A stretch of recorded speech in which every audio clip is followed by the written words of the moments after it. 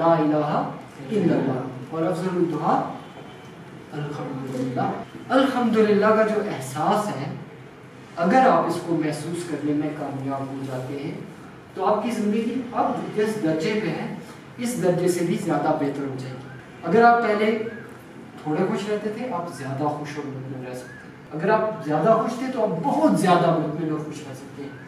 अगर आप थोड़े कामयाब थे, आप ज़्यादा कामयाब होना शुरू हो जाएंगे। अगर आप ज़्यादा और इससे भी ज़्यादा कामयाब होना चाहते हैं, go ahead, show gratitude, be grateful for everything you are blessed with, count your blessings. अल्लाह ताला ने आपके ऊपर जो जो करम, जो जो रहमतें, जो जो फजल किए हुए हैं, उन सारे को काउंट करें, गिने उनको। आपके ऊपर अल्लाह के कितने करम हैं कि आप इस वक्त सेहतमंद हैं। जब आप शुक्रगुजार होते हैं तो आप खुश होते हैं, जब आप शुक्रगुजार होते हैं तो आप अच्छा परफॉर्म करते हैं, जब आप शुक्रगुजार होते हैं तो अल्लाह ताला आपको मज़ीद नेमतें अता करता है। मुसीबतों का मुकाबला सब्र के साथ होता है और नेमतों की हिफाजत शुक्र के साथ होती है। यही टेक्निक है। हमें ज़िंदगी में क्या चाहिए? नेमतें चाहिए।